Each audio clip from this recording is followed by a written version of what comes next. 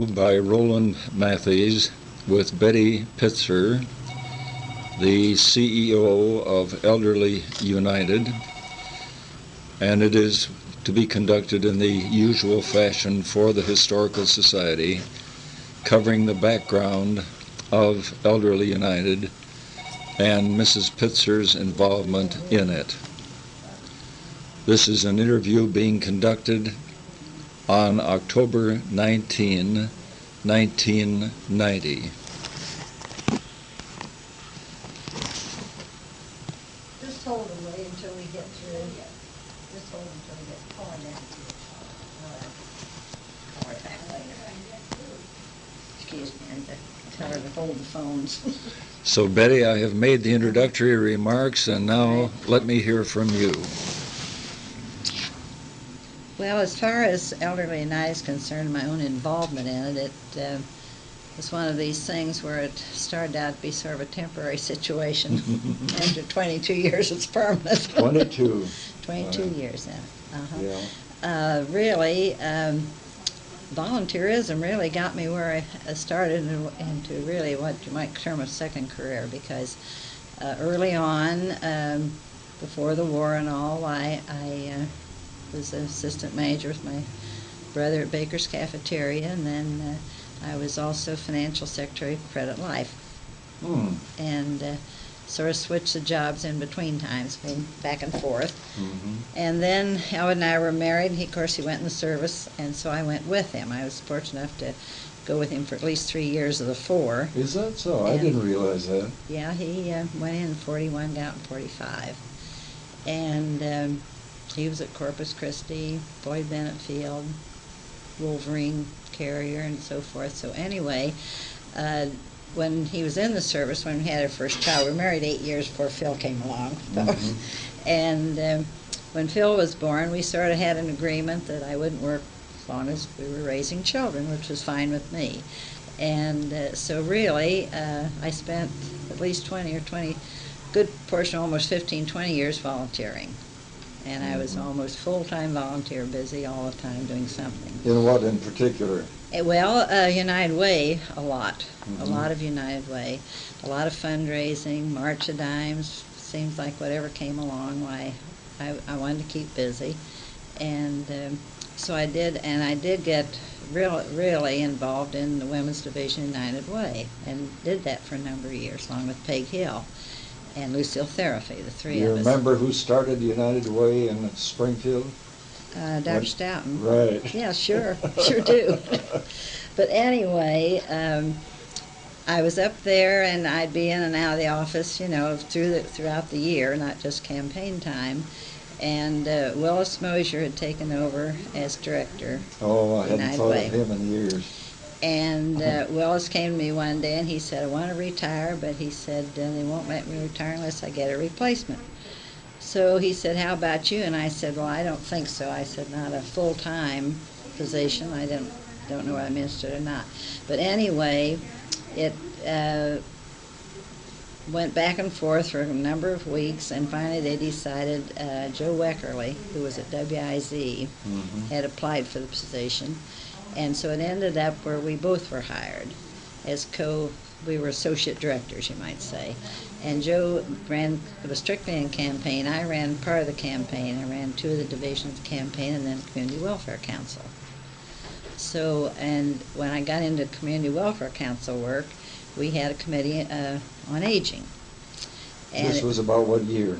This was along in the early, well, I went up there in 65. I started actually on staff in 65. And for the next 4 years, then I worked with United Way full time. And that's when we had this committee on aging of the Community Welfare Council. And we had a good committee, energetic people, but nothing to do except talk about it. And so in 68 then, we heard about that there might be some money from the Older Americans Act, which had been passed in 65. That's federal money. Federal money. The Older Americans Act was passed in 1965, and that really is the first legislation that was ever passed for older adults outside of your Social Security. And it was to provide seed money in a community to get planning and get programs started, and then hopefully the local community would pick it up. And so we got our first grant late in '68, $10,000. United Way, we had to have 15% match. They gave us $1,500 to match it. And so we had a big budget of 11.5 to start with. And then we couldn't find a director who wanted to work for peanuts, you might say, in those days. But anyway, we had the city recreation director and asked the city to let him be sort of a co-director. He did it for about a month and gave up on it. Now, at this time, you were still a volunteer. I was a professional in the United Way office from '65 to '69 for 4 years, yeah. And then in January, Bob Henry was mayor at that time. He was on our board, and he came to me one day and he said, well, we can't find anybody to do it, and Ray doesn't want to do it anymore. He says, why don't you just do it, since you're familiar with the background of the committee and all, and until we find somebody. So I said, okay. So we got Art Holmeyer. They had just built the 315 building. Had just gone up. We'd helped put people in that building in November and December. So in January, he gave us an office out there. We had one room office. So I went out there and set up Elderly Night. That's how we started. And he furnished it for us. We owned a clock and a typewriter. That's all we owned. And then about 2 months later, I hired a secretary. I hired Ann Longo, who'd been in the United Way office as a secretary, so I hired her. Ann Longo? Ann Longo. Mike's wife? Mike's wife Well, was my secretary until, well, she was until about, she retired about 75 on in there. She was with us about 10 years. Yeah. And anyway, we started there, and of course Meals on Wheels was almost the first program we started, because that's the one we heard that the need was the greatest in. How did you ever get that thing going? Well, Virginia Durfee, the Volunteer Service Bureau, helped us on it. She rounded up volunteers for us, and at Mercy Hospital, Sister Jacqueline was here then, and she was on our board, and we started with 5 people on a route out of Mercy Hospital. That's how we started. And Virginia rounded up the volunteers and did the routing, and American Red Cross was in on it in the very beginning, in routing, helping us with routing people. Do you remember what you paid for a meal in those days? We started at $1.75, $1.25. Then it went to $1.75. But it stayed at $1.75 for a number of years. Finally went to like $2.50. Now it's $3. So it still is a very minimal amount for what they when you consider delivery. No, that's right. And you started with 5? 5 people. First route was 5 people. And we serve now between 100 and 105 a day on Meals on Wheels. 5 days a week? 5 days a week, yes. Yeah. We haven't gone into the, we've thought about several times about weekends. And particularly now that we have the federal nutrition program. See, we had to take that over in '85 when CAC was defunded. And we took that over, and we have 155, I think, right now, home delivered on our nutrition program. So we're delivering that many on that program. But that's done with paid drivers. And the difference is on Meals on Wheels, you have specified diets, restricted diets. And on the home delivery on nutrition, it's all one meal. The only thing that can be, if a person's mildly diabetic, if we have a doctor's orders that they can go on the nutrition program, because everyone gets the same meal that way. I've often wondered what those people do on weekends for food. Well, some cities have set up weekend delivery, but we've never had enough funds to do it, and we have trouble keeping enough volunteers to do Meals on Wheels even 5 days a week. However, I can't fault the volunteers, because we've had our volunteers deliver. If Christmas comes on Tuesday, they deliver. We deliver 5 days regardless of holidays. They deliver even on holidays.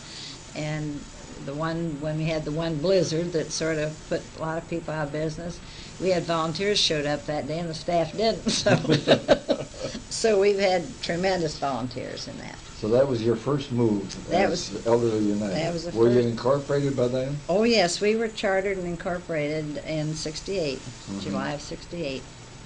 George Raup helped on that. He was head of the, president of Community Welfare Council then. fact, I think they even paid the $25 to get our charter. But yes, we were incorporated from the very beginning. It's nonprofit, 501c3, pure nonprofit. And Art Holmeyer was a great help in the very beginning to us. And, What was he doing then for a living? He was head of Metropolitan Housing. Oh, yes. He was head of the Metropolitan Housing Authority. So what was your next stage after So that? then we were there. We started baseball trips, one-day things that we, and then Ann would go on one, I'd go on another, and we'd shift back and forth in order to take trips, because we had people coming in who couldn't drive anymore or were afraid to drive out of town, so that started our trip business. And we set up some one-day trips, and then we started telephone reassurance. We started anything we could start without money.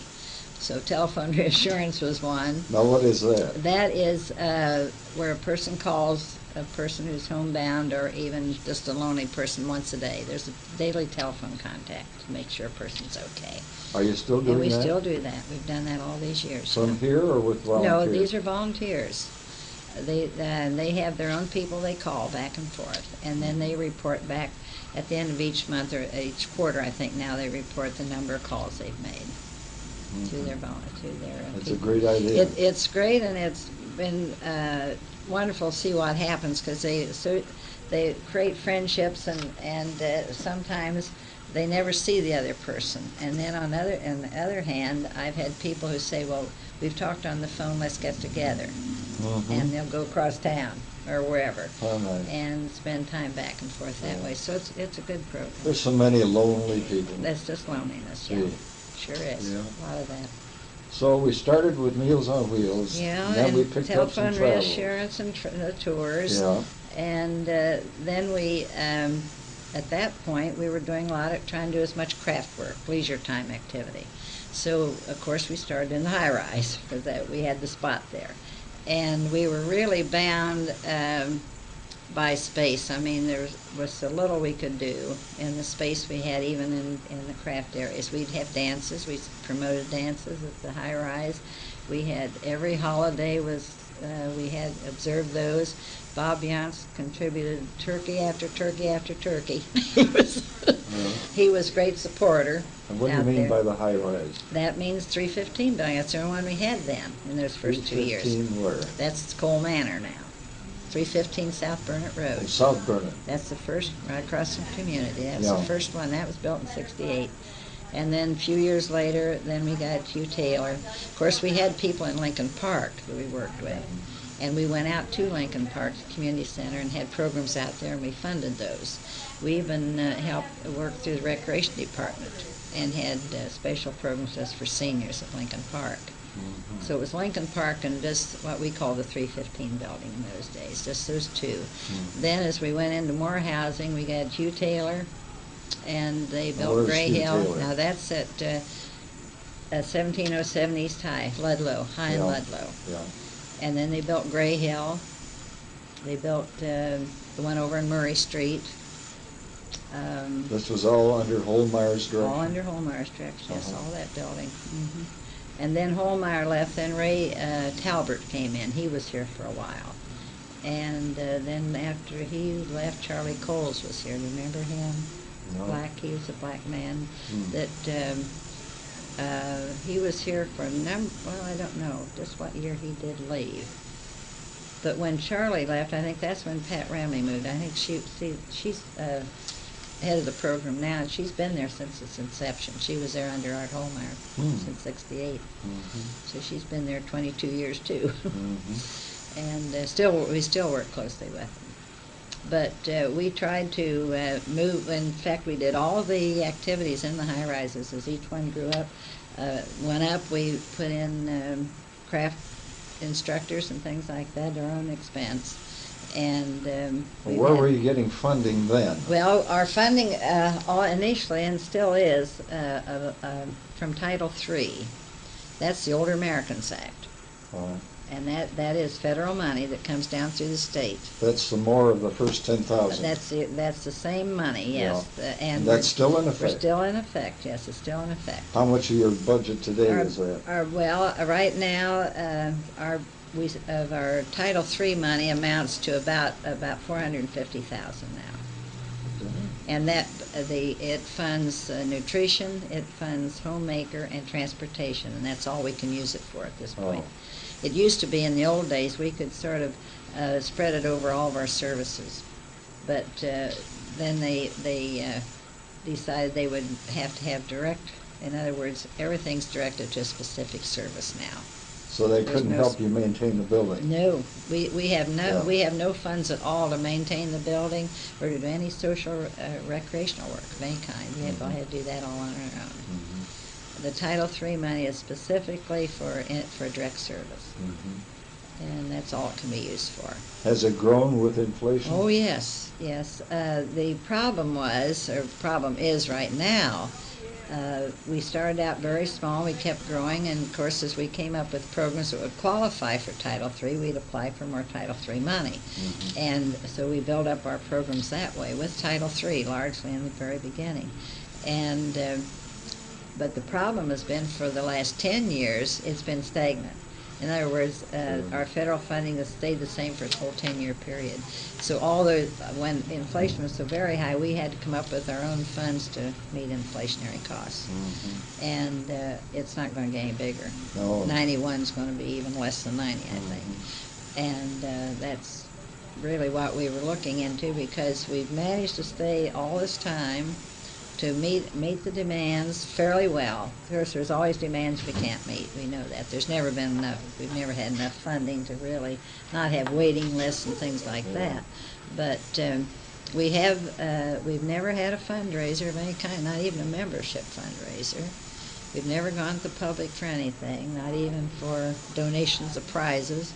We've tried to stay strictly on our own, and we have up to now. But well, now the levy that is now coming up is a renewal of... No, we have never had a levy. It is a brand new one. This is the only levy we've ever asked for, yes. We've never had one. So it's been public donations. Yes.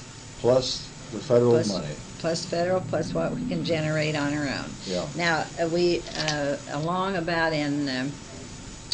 well, let me get out of the high-rise, because we left there in 72.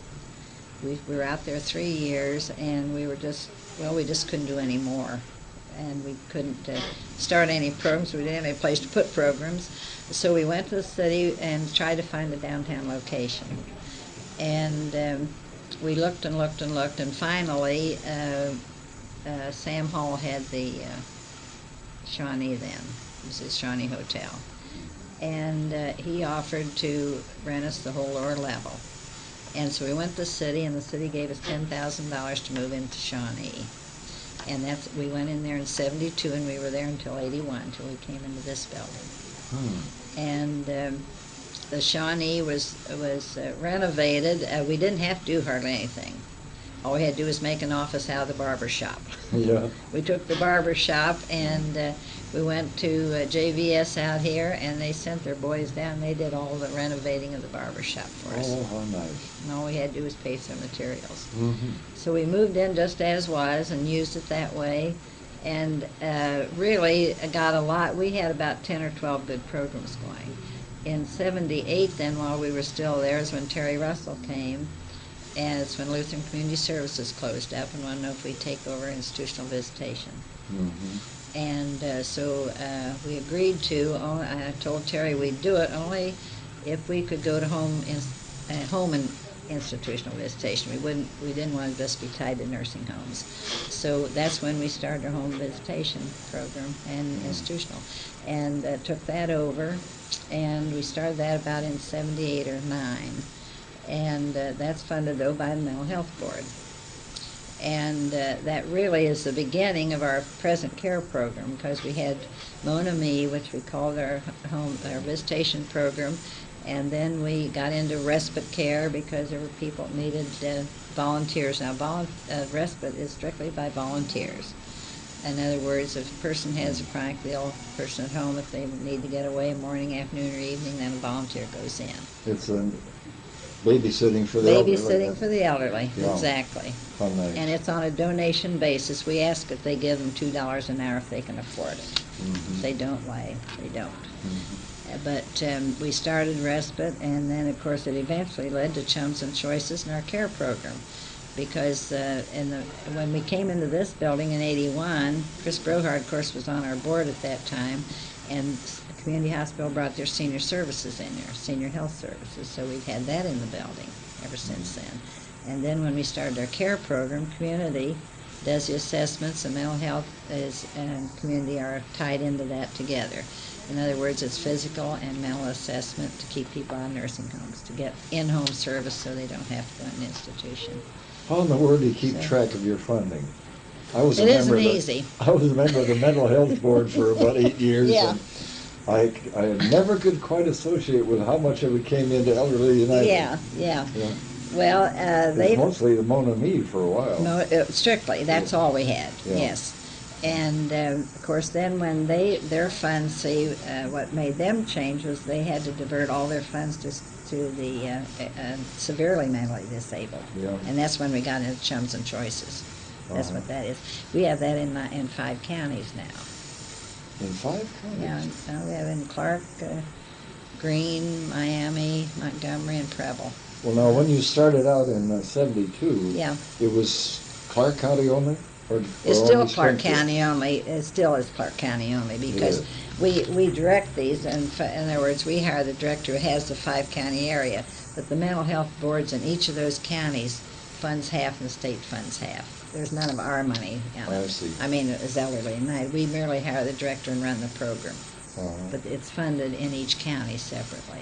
How do you look after people, for instance, that are in New Carlisle? Do you have staff go out? Yes, we go out as far in the county as we can. See, after we moved into Shawnee, that was in '72, then along about in '73, we'd had so many calls from South Charleston. They wanted to get things going in South Charleston.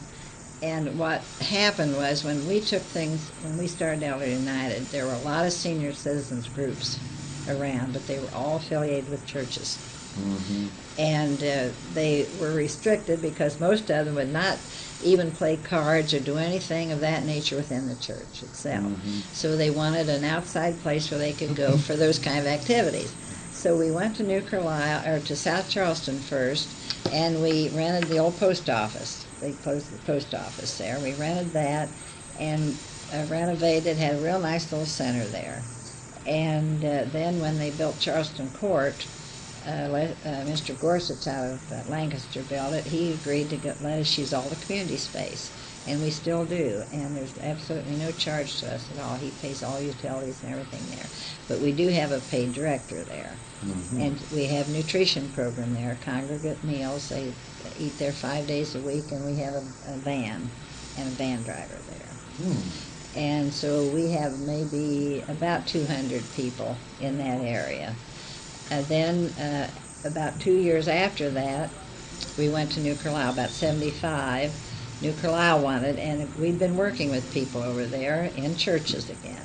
St. Mark's Church was where we had the one group, and there, I don't think at any meeting we'd have more than 15, 20 people, sometimes 25. And so I said, well, let's get out into another area. First National built a bank building over there on the corner. Mm-hmm. So I called them, and they said we could use their community room, which was downstairs there, which was bad for some people, but then it was better than where we were. So we went in there, and it wasn't 2 or 3 months until there were too many. We had 60 and 80 people coming. And so then we worked with Mr. Sherrill, Mr. Brubaker, some of them over there, to build the senior complex over there, which is called Sunrise Terrace now. And so they agreed to build a separate building for a community building and would make that our center. Where is that? On Main Street? It's on Lake Street. It really faces on Lake. You know where the swimming pool is? Yeah. Well, it's Brubaker Drive is the very next drive, and it's right back to beyond the north of the swimming pool there. Mm-hmm. And they've got 96 units there. 96 units and a real nice recreational building. Now you have nothing to do with this operation. Oh yes. You do? Yes. We fund, again, we have a van and a van driver for transportation there. We fund an activities person who has ceramics and things like that. The members of the New Carlisle Senior Citizens Association are volunteers, and they do all their own programming. But Well, you mentioned 96 units of what? Oh, well, that's housing units. We don't have anything to do with the housing. That's what I wondered. There's 96 units of housing, but the recreation building, community building, sits in the middle of the complex, and that's the one we have. And we paid all utility costs going in. Of course, when utilities kept going up and up and up, and our funds were cut. We've cut back. We don't pay it all anymore. We pay about half, and the Senior Citizens Group raises the money for the other half. But, so you really have two satellites. We have three, because now we're into Catawba, too. Good. Yes. In '85, they came in from Catawba. Well, Phil Triton on Sundown County building called us early, and Mayor Ballard, who is gone over there now, but he was really one who was instrumental in doing it. But he wanted to start a community center in the old school building there. And so he wanted to know if we could come in and establish a center. So we went over and looked at it, and we took over the whole wing of the building and renovated it. We got state money, about $34,000. We put in about 10 of our own, and renovated that. And we have a real nice complex up there. But again, we don't have funds to put a paid person in any of these, really, to do what we ought to be doing. And again, we don't have a van there either. Can't provide transportation, so it's really just a leisure time, and it's run by the volunteers themselves primarily. And but we have, so really, counting this place, we have 5 locations if you count our annex, the care building, and the 3 satellites. Now, give me the history of how you got into this building. Okay. Who helped you, people, and where did the money come from? And is there a mortgage? No, we've never owed 5 cents. We've never owed 5 cents to anybody. That's great. We've never borrowed money. We've never owed money. We've been real lucky to get everything pulled together in all of our expansion, and it had to be a degree of luck, because it was a matter of timing in most cases. And this building was particularly a matter of good timing. It just happened to hit right. We had been looking, because again, we were landlocked in the Shawnee. We just couldn't go any further. And we knew we had to have bigger property, and we looked all over Springfield. We looked at everything, every For building. the record, this was the Myers Market building? Myers Market building, this is what they called the old market and the new market. This was the new market. City Hall was the city building, was the old market.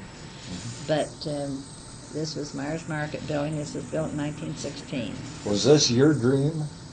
Well, yeah. Well, yes, it was Must have been. eventually to have enough room, that we could do what we should be doing. Because all along, we were always just frustrated, because it was the case of finding enough money to do what we needed to do and even keep afloat of demand. Because again, as we were growing, so was the elderly population. Yeah. Who did the architectural dream? Bill Rump. Oh, you did. Oh, he's gone. Yep, he's gone. Yeah. We miss him too.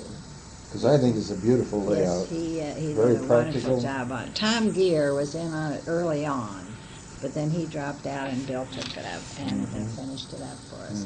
And but what happened, we sort of gave up on a spot, and just about that time is when Sasaki Associates came to town for the city planning, downtown planning of the core block. And on their plans, they called us in and said, well, they've got this corner marked as a possible senior center.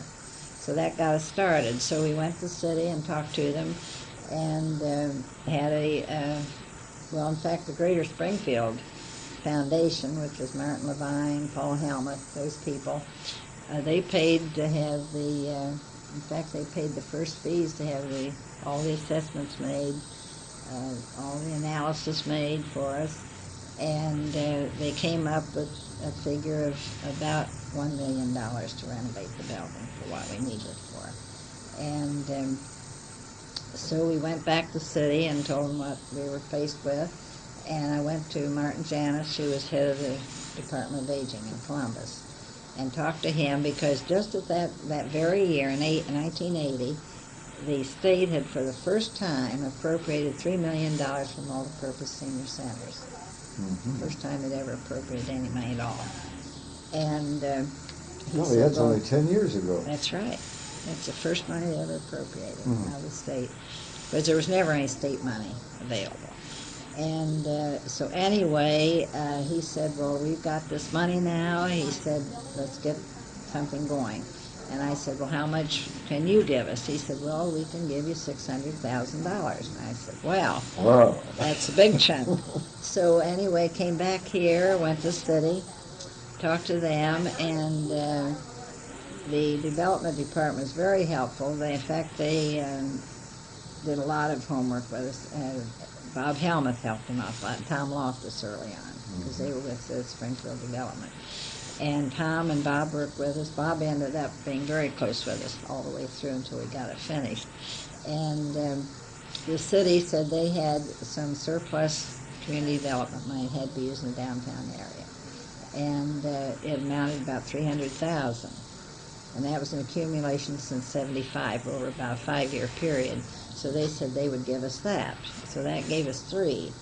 And so then I got a call from Mr. Janus, come back to Columbus, went over, and he said, well, the commission, it was a high commission on aging in those days, hadn't been made a department yet. And he said, well, they've made a ruling in order to make this money go further that we'll only fund 1/3 of a project. You have to get 2/3 local, 1/3 from the state. So this project was $1.2 million because they had in the building and the land at $1.2 million. So that meant he would only give us $400,000. So we were $300,000 short then. We had the 7, we needed 3 more. So came back and we went to the county. And Bob Helmuth and I went to the county 2 or 3 times. We had long sessions with them. And they said, well, they didn't have money. We said, well, how about revenue sharing? And so they finally agreed to give us $300,000, $100,000 a year over a 3-year period for revenue sharing. And that gave us our $100,000. So we immediately jumped into it. We started in March, and we were in here in late October, and dedicated in December. Had our open house in December of 1980. 81. 81. And then, of course, the county only could come up with $100,000, so we were $200,000 short. And so we went to Security and talked to them, and they loaned us that to finish the construction and all. And then the next spring, at our annual meeting, the county came to our annual meeting. I don't know if it was Merle or, no, it was, must have been Roger Baker. It could have been Bob Suter. Anyway, they came to our annual meeting in April and said, well, that they were going to pay off the entire amount. Wow. So we only had to pay interest on the $200,000 from about December to April. And that's the only debt we've ever had at all. Marvelous cooperation. So that's what I say. It was just timely that the city had some money at that time, and the state finally came through with some. And it all went together, and we moved in here. We didn't know a nickel to anybody. Isn't that fantastic? I never realized that. The Chamber of Commerce, of course, they were with us in the Shawnee. Yeah. And they were getting ready to move into their new building. And Larry Crookwick called me one morning. He said, do you need any furniture? And I said, well, we got a big building, no furniture. I went over there, and he sold me everything in fact, everything here. This was his stuff. Everything in this came out of the chamber. Mm-hmm. And he sold me a whole works for $5,000. Oh, man. I couldn't have furnished one office with that. Everything came out. It was in the old chamber we got. Wow. And so the only thing we bought new when we came in here were the auditorium chairs. Mm-hmm. That's the only thing we had to buy new. I drove the board one day. I think it was when we were meeting with some community on whether to do a levy or not. We had a bunch of men in here just to talk it over. And I said I don't know whether you've noticed the gift shop over here. The glass cases. I went to Rand's auction and bought those at Rand's and moved them into the Shawnee. When we built this, we moved them over here and we built them in the... So that's where those came from. shelving, a lot, and we've got all of our storerooms. We must have at least a dozen of those big cases out of the Rens that have the sliding doors in them. Very good, well-built cases. Bought all that stuff up at Rens at auction. When Schmidt's drugstore closed, we bought all kind of stuff down there, so we've got it all over here. But we've managed to do it without ever any capital expenditure. We didn't have any money to spend, really. Yeah. Didn't have it. What's your current operating budget? Current operating this year was $1,650,000. And it's sort of divided evenly in three parts. We've got about $500,000 in just Elderly United programs, things that we do on our own and raise money for. It's funded. So, of course, United Way money. We do the only money we have now. So we don't get Cedar County money at all anymore. The county quit giving us any money when revenue sharing went out, and the city, when they had problems, we haven't had any Cedar County money now for over 4 years. And so the only thing we have now is the United Way allocation. And that stayed the same for 5 years. It hasn't gone up either. That's about a third of your budget? No. United Way? Oh, no. United Way only gives us $70,000. Oh, is that so? That's all we get from United Way. Gee. And what we use that for is to come up with a 15% match for our Title III money, because you have to put in cash, 15% cash match for that. And about a third of our budget is Elderly United programs, about a third is Title III, that's nutrition, homemaker, and that amounts to pretty close to $500,000. And then the other is mental health funding of about $500,000. So it's just sort of divided. Now, the levy that is coming up in November is to cover what areas of the... Is to maintain what we have, because we have waiting lists, we have needs that we're not meeting.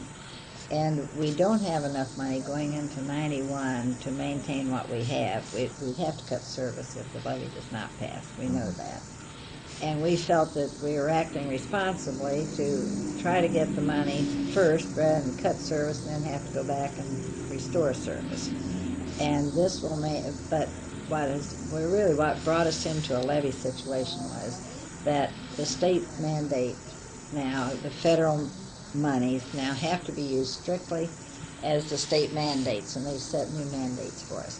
They did this about 2 years ago and told us that we'd have to start doing it because in 91 it would become effective. So what it meant was that 2 years ago we had to go into a computer system, and we've been 2 years trying to get everything on computer because we were always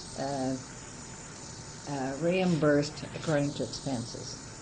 And 2 years ago they put it on a unit cost. And there wasn't any way with all of our programs that we could determine exactly what unit cost was unless we had it on computer. And so we've been 2 years in that process, and we're now pretty well have it licked.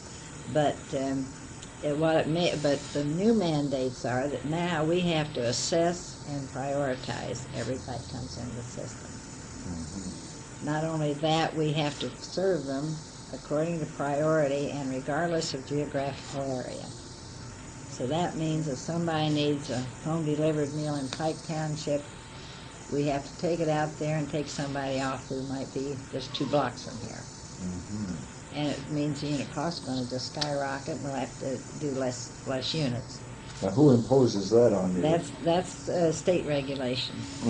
Area agencies on aging. See, not very nice. They were put in just another whole layer of bureaucracy. You might say. Is what happened with the area agencies. Early on, see, our funding came directly out of Columbus. It came from Washington to Columbus directly to us.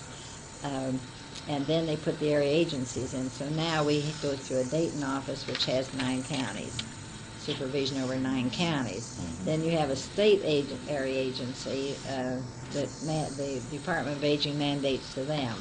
So these things are all becoming effective. In other words, what they're doing is directing now all services, the federal funded services, are directed to low-income persons and minorities.